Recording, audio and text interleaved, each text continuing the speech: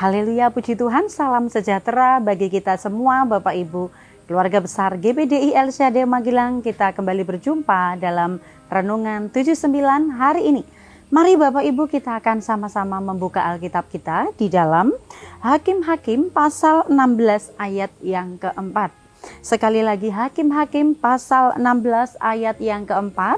Demikianlah bunyi firman Tuhan.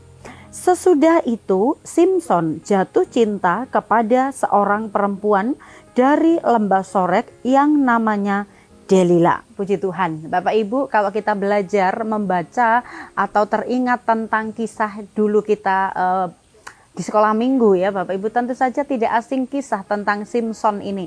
Bagaimana dia jatuh cinta kepada seorang Delila. Delila ini adalah perempuan Filistin. Nah, kalau kita melihat Filistin ini adalah merupakan musuh dari bangsa Israel.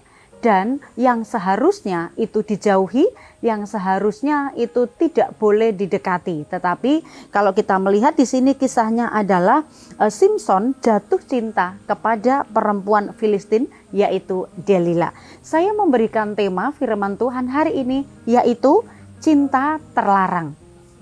Ada pepatah yang mengatakan bahwa cinta itu buta, sehingga apa yang dia inginin itu terkadang di luar logika. Nah, apa yang dilakukan oleh Simson ini juga demikian Bapak Ibu. Dia sudah tahu, dia bukan tidak tahu kalau dia itu boleh ya.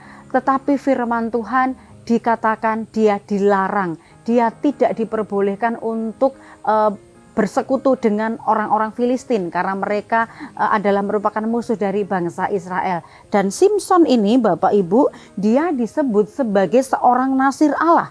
Bahkan sejak dari dalam kandungan Allah sudah tetapkan dia untuk menjadi seorang nasir Allah. Itu tertulis di dalam Hakim-Hakim 13 ayat yang ketiga sampai ayat yang kelima. Nah, ketentuannya bahwa dia untuk menjadi seorang nasir Allah itu tidak boleh hidup sembarangan, tidak boleh makan makanan sembarangan. Nah, ketentuannya adalah kalau dia untuk dipilih menjadi seorang nasir Allah, maka perintah Tuhan itu Simson tidak boleh minum anggur atau apapun juga yang memabukkan. Jadi dari sejak dalam kandungan, maka Simson ini tidak diperbolehkan untuk menikmati atau merasakan yang namanya anggur ya. Kemudian juga dia tidak boleh makan makanan yang haram karena itu akan mencemari dia sebagai seorang nasir Allah yang dipilih oleh Allah. Dan juga ada satu ketentuan lagi bahwa Simson ini dipilih oleh Allah. Dia tidak diperbolehkan rambutnya itu dicukur. Jadi sejak dari dalam kandungan dia dilahirkan, rambutnya itu tidak pernah kena pisau cukur. Itu yang akan menjadi rahasia kekuatan di mana atas perintah Tuhan, di mana dia harus mengikuti perintahnya Tuhan ini. Nah, kalau kita melihat Simson ini dipilih Allah menjadi seorang nasir Allah, itu adalah bertujuan untuk penyelamatan umat Israel. Bagaimana bangsa Israel itu ada di bawah tekanan bangsa Filistin atau orang-orang Filistin. Dan Simson ini dipilih Allah untuk menyelamatkan umat Israel, membebaskan umat Israel dari penindasan bangsa Filistin. Nah, oleh sebab itu, karena Filistin ini adalah musuhnya, maka dia tidak boleh bersekutu dengan orang Filistin, dengan bangsa Filistin. Tetapi kalau kita membaca kisah ini, justru Simson menerjang larangan itu, menerjang perintah Tuhan yang seharusnya dia tidak boleh bersekutu dengan orang-orang Filistin. Nah, larangan apa yang dilanggar oleh Simson? Di ayat yang keempat ini jelas. Larangannya adalah dia jatuh cinta dengan perempuan Filistin.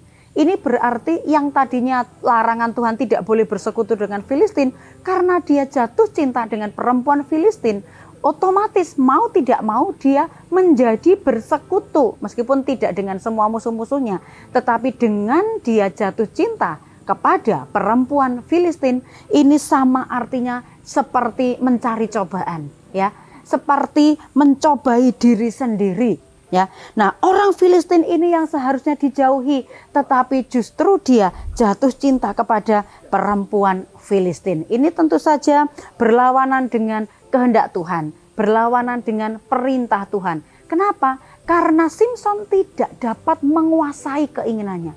Dia jatuh cinta, menginginkan, dia sangat menyukai, dia sangat menginginkan Delilah itu. Sekalipun dia seharusnya itu dilawan, dimusuhi karena dia adalah bagian dari orang-orang Filistin. Ya, apa yang dilakukan Simson ini?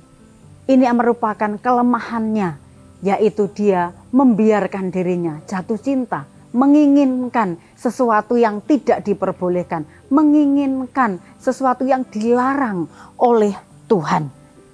Bapak Ibu yang dikasihi Tuhan, keinginan yang dilakukan, yang dilanggar oleh Simson ini juga adalah merupakan gambaran orang-orang yang bermain-main dengan dosa keinginan. Ya, nah menginginkan apa yang dilarang oleh firman Tuhan. Sudah jelas bahwa firman Tuhan berkata jangan, tetapi yang dilakukan oleh Simson justru dia melanggarnya.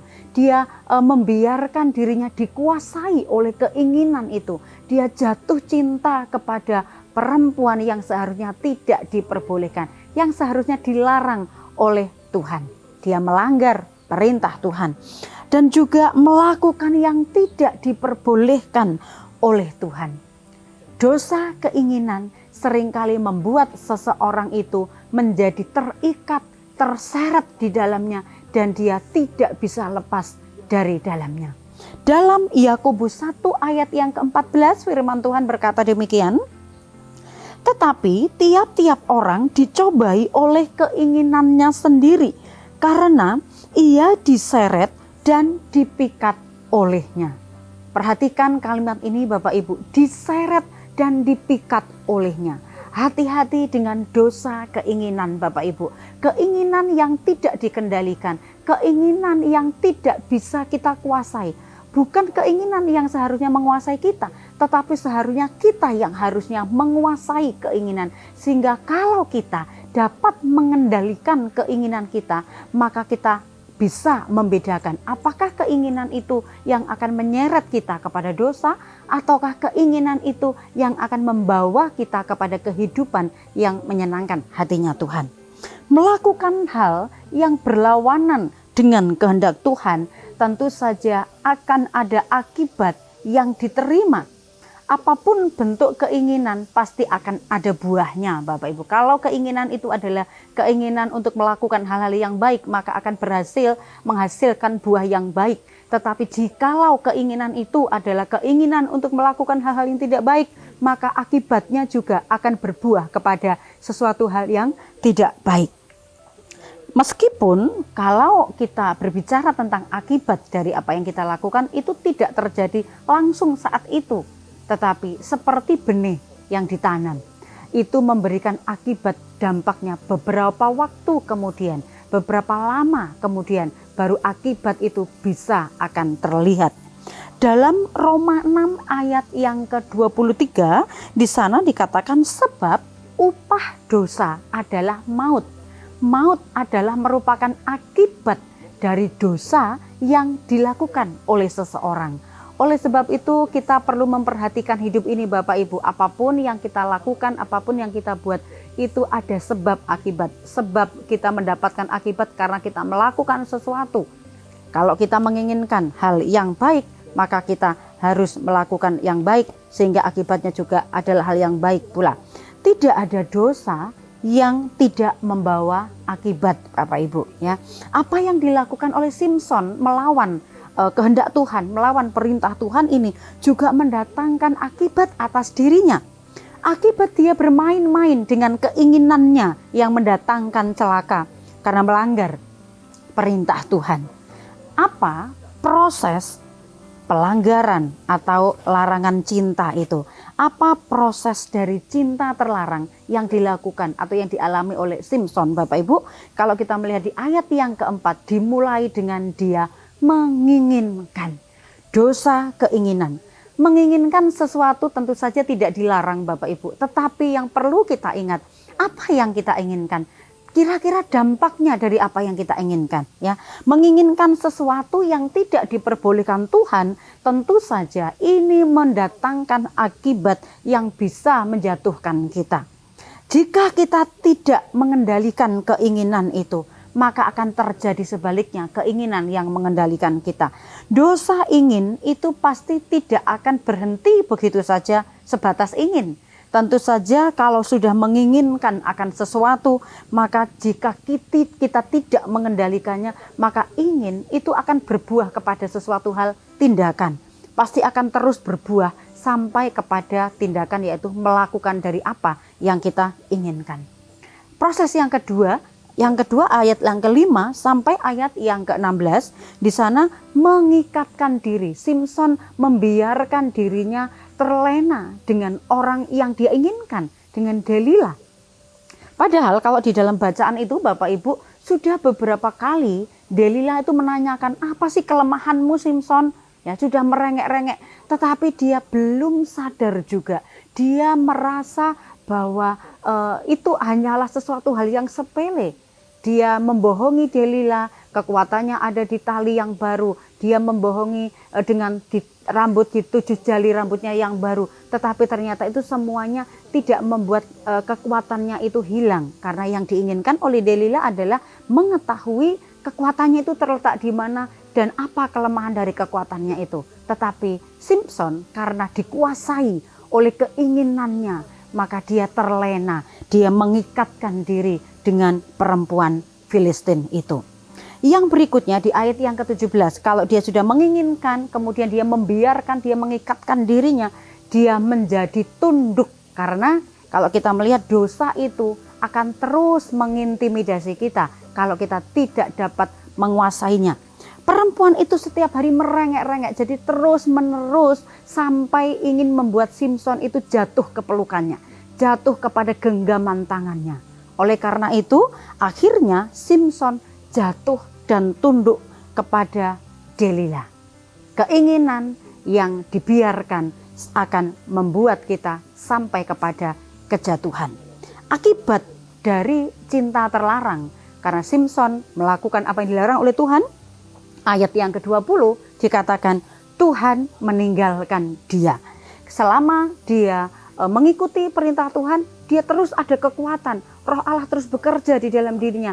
Tetapi saat dia membiarkan dirinya diikat dan sampai kepada tunduk, dia lemah dan sampai mengikuti keinginannya, melakukan sesuatu yang tidak diperbolehkan oleh Tuhan, maka dia menjadi lemah dan dia jatuh kepada dosa itu. Dan Tuhan meninggalkan dia.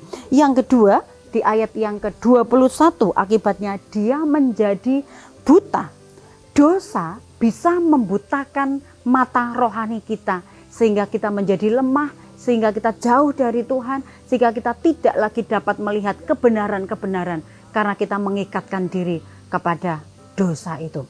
Yang ketiga, di ayat yang ke-25, akibat dari cinta terlarang, dia menjadi bahan olokan, menjadi bahan tertawaan, karena yang tadinya dia kuat, tetapi karena dia membiarkan dirinya dikuasai oleh dosa keinginan, sehingga dia melakukan hal yang tidak seharusnya dia lakukan, maka itu mendatangkan rasa malu. Dia tercemar, dia menjadi bahan ejekan. Karena apa? Simson menjadi bahan tertawaan oleh musuh-musuhnya. Bapak Ibu yang dikasih oleh Tuhan, oleh karena itu pesan dari firman Tuhan bagi kita, jangan sampai kita bermain-main dengan dosa keinginan. Karena kalau hal itu terjadi bisa membuat kita jatuh dan jauh daripada Tuhan. Jika kita tahu hal itu dilarang oleh Tuhan, maka kita harus mengerti, menyadari bahwa kita harus menjauhi akan hal itu. Oleh sebab itu Bapak Ibu, biarlah hati kita, iman percaya kita terus kuat di dalam Tuhan, supaya kita tidak melanggar hal-hal yang dilarang oleh Tuhan, sehingga kita tetap hidup di dalam kemuliaannya Tuhan. Tuhan memberkati, puji Tuhan. Mari kita terima firman Tuhan ini, kita sama-sama tundukkan kepala, kita berdoa. Terima kasih Bapa yang baik, kami bersyukur karena Engkau yang terus mengingatkan kami untuk kami mengikuti, taat dan setia kepada kebenaran firman Tuhan. Berkati umat-umat-Mu keluarga besar GBDI LCD Magelang, untuk mereka membuka hati, membuka pikiran, dan mengerti akan setiap firman-Mu itu, dan menjadi pelaku-pelaku akan firman Tuhan. Terima kasih ya Allah, telah menunjukkan kasih kepada keluarga besar GPDI El Shaddai melalui Kristus yang telah mati untuk keluarga GPDI El Shaddai. Sekarang keluarga GPDI El Shaddai telah dibenarkan oleh darah Kristus, diperdamaikan dan diselamatkan. Keluarga GPDI El Shaddai bermegah dalam Allah oleh Yesus Kristus. Terima kasih, kami bersyukur terima firman ini dalam nama Tuhan Yesus Kristus. Haleluya. Amin.